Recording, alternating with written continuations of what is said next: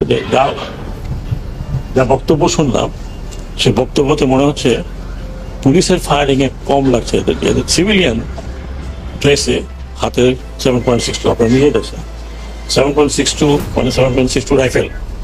আবার বুলেটের ক্ষত এখন শুকায় নাই। প্রিয় সহযোদ্ধা, 2018 সালে কাটছেন হবে সেই টিয়ার সেল খেয়েছিলাম, সেটার কারণে এখনো শুকায় নাই। প্রিয় সহযোদ্ধা, আমাদের ক্যাম্পাসে আমাদেরকে পুলিশ যেভাবে নির্যাতন করেছে 2018 সালে 8 এপ্রিল, সেই ভয়াল আঘাত আমরা এখনো ভুলি নাই। এখন ইনভেস্টিগেশন, ম্যাসিভ ইনভেস্টিগেশন দরকার। এরা কারা, তাদের হাতে এই রাইফেল, যেটা প্রহিবিটেড রাইফেল, তাদের হাতে এটা আসছে।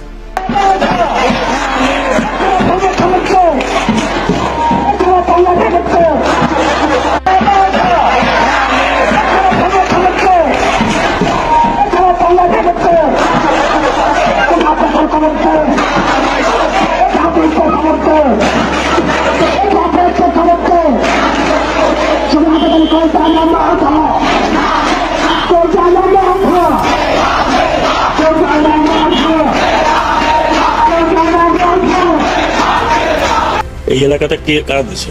এখানে শটগানও আছে। এখানে আমি যে কজনের দেখলাম, আমাদের ডাক্তার সাহেব যেগুলো দেখালেন, এগুলো পুরো বুলেট 7.62। তো এইটা খুবই, আমি বলবো যে উদ্বেগজনক।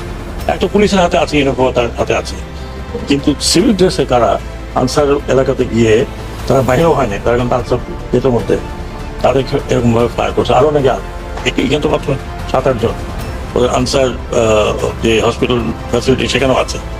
এটা খুব মারাত্মক। মানে তার মানে হচ্ছে যে আমরা সিভিলিয়ানকে আর্ম করেছি। স্যার, আমরা বলতে চাই যে আপনি সার্জিস আর হচ্ছে হাসনাতকে আর হচ্ছে আপনার জামায়াত ইসলামের যে আমির আছে আপনার সাদা, অনেকেই তাকে সাদা শকুন বলে থাকে। যাই হোক, আমি তাকে শকুন বলবো না, আমি তাকে ভদ্রলোক, মানে আপনার কি বলে, মানে পিঠ পিছে মীর জাফর বলি আমি। হ্যাঁ, তাকে আপনি এই সাদা মীর জাফরকে আপনি আইনের আওতায় আনেন, তাকে গ্রেপ্তার করেন। সমন্বয়ক সার্জিস আর হাসনাত, মানে বেশি না, এই 3 বান্দরকে আপনি গ্রেপ্তার করেন এবং আপনারা গরম ডিম একের পর এক তাদেরকে দিতে থাকেন। দেখবেন তুতা পাখির মতো তাদের মুখ থেকে বের হয়ে আসবে যে 7.62 বুলেট দিয়ে আমাদের বাংলাদেশে গণহত্যা কারা চালাইছে। এটা কি আওয়ামী লীগ চালাইছে? এটা কি আওয়ামী লীগের ছাত্রলীগ চালাইছে? এটা কি পুলিশ বাহিনী চালাইছে? হ্যাঁ, নাকি আপনার পাকিস্তান থেকে জঙ্গিবাদীরা এসে বা তাদের সহায়তা নিয়ে আমাদের বাংলাদেশের তথাকথিত যারা নাকি দেশটা স্বাধীন করছে এই রাজাকাররা বা রাজাকারের পেতাত্তারা তারা চালাইছে? আপনি এই 3 বান্দরকে গ্রেফতার করেন, গরম গরম ডিম, তাও কোন ডিম? রাজা হাঁসের ডিম দিতে হবে। হ্যাঁ, দেশি মুরগি কিংবা ফার্মের ডিম না, তো রাজা হাঁসের ডিম দিতে হবে। সুন্দরভাবে দিবেন, দেখবেন তুতা পাখির মতো কথা সবকিছু কি বের হয়ে আসবে একে একে। দর্শক বন্ধুরা, আপনি অনেকে জানেন যে আমাদের বাংলাদেশকে বর্তমান অস্থিতিশীল করার জন্য কিংবা বর্তমান যারা নাকি স্বাধীনতায় বিশ্বাস করে, এই স্বাধীনতাকে তারা সরিয়ে দিয়ে আপনার পাকিস্তান কিভাবে করা যায়, তারা কি প্রতিনিয়ত এই ধরনের প্রচারণা চালাচ্ছে। রমজানে তারা ইফতার বিতরণ করতেছে, মানে এখন তারা দেখায় পানি আর খেজুর দিয়া এখন তারা কি মানে উদ্ধার করে ফেলাইছে বাংলা জাতিকে। এতদিন যাবত কিংবা 51 বছর আগে, 51 বছর তো ওদের সাথে আমাদের কোনো সম্পর্ক ছিল না, তো 51 বছর কি আমরা বাঙালিরা কি রমজান মাসে না খাইয়াছিলাম? ইফতারি করি নাই? ওদের এই পানি আর খেজুরের জন্য কি আমরা ওদের দিকে তাকাইছিলাম? বলেন, তাকাইছিলাম? তো এখন আইসা এরা মনে করেন আলগা পিরিত দেখায়, দরদ দেখায় এরা যে আমরা বাংলাদেশকে ভালোবাসি। দর্শক বন্ধুরা, সবচেয়ে বড় খবর হচ্ছে আমাদের বাংলাদেশকে কিংবা 5 আগস্ট বা জুলাই মাসকে ঘিরে আমাদের বাংলাদেশে যত গণহত্যা হয়েছে সমস্ত কিছু ইনকোয়ারি করা হবে। শুধু এটাই না, আপনার যত কয়টা গণহত্যা হয়েছে সমস্ত কিছু পোস্টমর্টম করা হবে এবং সবাইকে বা যারা মারা গেছে আর কি সবকিছু তদন্ত করা হবে। বিশেষভাবে যেটা নাকি আপনার অন্তর্বর্তীকালে সরকারের আন্ডারে যেই ধরনের আপনার মানে যারা নাকি বর্তমান দেশটা চালাচ্ছে, এদের ভিতরে একটা ঝড় সৃষ্টি হয়ে গেছে, অনেকটা আপনার সুনামি এসে পড়ছে। হ্যাঁ, যদি এভাবে বলি খারাপ হবে না। অনেকটা এদের ভিতরে সুনামি এসে পড়ছে। কি কারণে আসছে? আপনারা সাখাওয়াত স্যারের বক্তব্য কিন্তু শুনছেন যে 7.62 বুলেট পুলিশ চালায় নাই। কারা চালাইছে এটা আমরা খুব ভালোভাবে জানি। এখন এটাকে তদন্ত করতে হবে, ভালোভাবে তদন্ত করতে হবে, কোথায় থেকে আসছে, কারা চালাইছে আমরা কিন্তু জানি। এটা হচ্ছে পাকিস্তানি বুলেট। তিনি কিন্তু এই কথা পর্যন্ত বলে। আমি আপনার 3 মাস আগে ঠিক দেখেন এই ভিডিওতে আমি বলছিলাম, এই ভিডিওর লিঙ্ক আমি দিয়ে দিব, আপনারা দেখে আসবেন। এই ভিডিওতে আমি বলছিলাম যে পাকিস্তানি বাহিনীরা তারা যে মনে করেন বাংলাদেশকে অস্থিতিশীল করার জন্য ঢাকার ভিতরে একটা কেন্দ্রীয় অফিস বানাইছে এবং সেই অফিস থেকে আপনার বম টম যা আছে বুলেট টুলেট সবকিছু উদ্ধার করে। কারা উদ্ধার করে? আমাদের বাংলাদেশের গোয়েন্দা অফিসাররা। কি বলে নাই যে এখান থেকে আন্দোলনের মূলত যেই সমস্ত হত্যাকাণ্ড হয়েছে আমাদের বাংলাদেশে এই কোঠা আন্দোলনকে ঘিরে, এটার বা সবচেয়ে গুদামঘর হচ্ছে এই কেন্দ্রীয় অফিস ঢাকার ভিতরে। এরা কারা? এরা হচ্ছে জামাত, আপনার হিজবুত তাহরির জঙ্গিবাদীরা। তাহলে আমাদের বাংলাদেশে যে একটা জঙ্গি হামলা হয়েছে এতে কি কোনো সন্দেহ নাই? আমরা প্রতিনিয়ত এগুলা আভাস পাচ্ছি, কিংবা একে একে সবকিছু প্রকাশ হচ্ছে, আরো হবে। সমন্বয়ক সার্জিস আর হাসনাতকে সাখাওয়াত স্যার আপনাকে মনের অন্তঃস্থল থেকে ধন্যবাদ জানাই।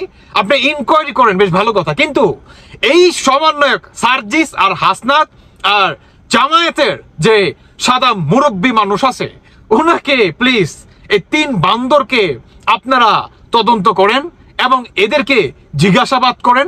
100% শিওর রাজার হাঁসের ডিমটা যখন নাকি পুত করে দিয়ে দিবেন আর টুস করে তাদের মুখ থেকে তুতা পাখির মতো কথাবার্তা কি বের হয়ে আসবে, দেখতে পারবেন। একদম স্পষ্ট মানে স্মুথ ভাবে মনে করেন বের হয়ে আসবে তাদের মুখ থেকে কথা, যে এই বুলেট দিয়ে আমরা সবাইকে হত্যা করছি আর নাম দিয়ে বেড়াইছি ছাত্রলীগ আওয়ামী লীগের। কি সমস্ত কিছু বের হয়ে আসবে। আপনার এই আবু সাইদকে ঘিরে আমাদের বাংলাদেশে তো কিছু, আরে এই আবু সাইদকে না ওরাই মারছে। আবু সাইদ গুলিতে মরে নাই। আবু সাইদের ঘিটিতে পুলিশের লোকে যখন হাতাহাতি করছে সেখানে একটা আঘাত করছিল, এদের ভিতরে থেকে কেউ আঘাত করছিল, পুলিশ আঘাত করে নাই। বুঝতে পারছেন? আবু সাইদ সকাল 9টা বাজে ঘিটিতে একটা আঘাত পায়, সেই কারণে তিনি মারা গেছে। আর আবু সাইদ আঘাত পায় সকাল 9টা বাজে, তাকে হসপিটালে না হয় রাতে। সারাদিন কি বৈশা বৈশা লোক খাইছে নাকি? হ্যাঁ, সারাদিন তাকে কেন নেনে হসপিটালে? কারণ আবু সাইদ দেখছে যখন নাকি এইভাবে দাঁড়াইছে পুলিশ প্রশাসনের সামনে, ঠিক তখন আবু সাইদ ভাইরাল হয়ে গেছে। আর এই আবু সাইদকে কেন্দ্র করেই বা আবু সাইদকে বানাইছে তুরুপের তাস, বুঝেন নাই? মূল হাতিয়ার বানাইছে এই আবু সাইদকে। তারা তাদের মাথায় ছিল যে এই আবু সাইদকে যদি কোনোভাবে মানে তাকে যদি বাঁচতে না দেওয়া যায় বা তাকে যদি কোনোভাবে মেরে ফেলা যায় তাহলে আমাদের যেই আন্দোলন, আমাদের যেই উদ্দেশ্য পূর্ব পাকিস্তান করা এই বাংলাদেশকে পুনরায়, এটা হাসিল হয়ে যাবে। এটা কি 100-এর ভিতরে প্রায় 80% আমরা সাকসেস হয়ে যাব। বাংলাদেশের প্রতিটি মানুষকে আমরা এক কাতারে আনতে কি সাধ্য হব বা সাকসেস হব। বুঝেন নাই? এরা যে কত বড় জঙ্গিবাদী রে ভাই, একে একে সবই প্রকাশ পাচ্ছে, আরো পাবে, সামনে প্রকাশ আরো পাবে। যাই হোক দর্শক বন্ধুরা, শুধু একটা কথাই বলতে চাই, আমাদের বাংলাদেশকে যারা নাকি প্রতিনিয়ত অস্থিতিশীল করতেছে তাদের প্রত্যেককে একে একে আইনের আওতায় আনতে হবে। একে একে তো প্রকাশ পাচ্ছে, এখন শুধু আইনের আওতায় আনা বাকি। আপনারা সাখাওয়াত স্যারের বক্তব্যটা খুব মনোযোগ সহকারে শুনলে বুঝতে পারবেন যে সমস্ত কিছু ইনকোয়ারি করা হচ্ছে এবং ইনকোয়ারি করা হবে, যে বা যারা এটার সাথে যুক্ত সবাইকে আইনের আওতায় আনা হবে। দেখতে পারবেন যে বাংলাদেশে কোঠা আন্দোলন হয়েছে নাকি জঙ্গিবাদী আন্দোলন হয়েছে। দেখেন নাই যখন নাকি শেখ হাসিনার পতন ঘটলো সাথে সাথে তারা কি বলছে যে বাংলাদেশকে কেউ অস্থিতিশীল করার চেষ্টা চালাবেন না, বাংলাদেশে কেউ করবেন না। তার 1 মাস পরেই তারা কি বলছে যে বাংলাদেশে এই বৈষম্য ধরে রাখতে হলে আমাদের একটা দল গঠিত করতে হবে, আমাদের নিজেদের সংসদ নির্বাচন করতে হবে, নিজেদের সরকার প্রতিষ্ঠিত করতে হবে। তখন কোন কোঠার মাধ্যমে করছে বলেন? এই সমন্বয়কারীরা তারা নিজেরাই উপদেষ্টা হয়ে গেছে, বর্তমান লুটপাট করতেছে। আসলে এই বাস্তবতা তারা আপনাদের সামনেই, এটা নিয়ে আসলে কথা বলার কোনো আমার বিন্দু পরিমাণ লুচি নাই। অনেক বলছি আর ভাই লুচিতে মনে করেন কুলায় না, সত্যি কথা বলতেছি। তবে এটা বাস্তব যে সাকওয়াত স্যার বা বাংলাদেশের সেনাবাহিনী বা সেনা প্রধান এদের পিছনে লাগছে। দেখতে পারলেন কিন্তু যে সাকওয়াত স্যারের পিছনে সেনাবাহিনী পর্যন্ত আছে, এদের পিছনে সেনাবাহিনী কি খুব ভালোভাবে লাগছে। দেখতে পারবেন এটার তদন্তে বাংলাদেশ সেনাবাহিনী পর্যন্ত লাগছে। শুধু এটাই না, 3 বাহিনী মনে করেন মিলে একসাথে হয়ে কাঁধে কাঁধ মিলিয়ে তারপরে এই যে আন্দোলনকে ঘিরে যে 7.62 বুলেটের মাধ্যমে আমাদের বাংলাদেশে যদি 100 জন মারা থাকে, প্রায় 80টা মানুষ এই 7.62 বুলেট খায়া মারা গেছে। Can you amazing that? কল্পনা করতে পারেন এরা কত বড় জঙ্গিবাদী? কল্পনা করা যায়? তো আমাদের বাংলাদেশের 3 বাহিনী মিলে এটাকে তদন্ত করতেছে। ইনশাল্লাহ আমরা ভালো একটা ফয়সালার আশাবাদী ইনশাল্লাহ। যাই হোক দর্শক বন্ধুরা, বাকিটা আপনাদের ব্যক্তিগত মতামত অবশ্যই জানিয়ে যাবেন। ধন্যবাদ সবাইকে। আল্লাহ হাফেজ, আসসালামু আলাইকুম।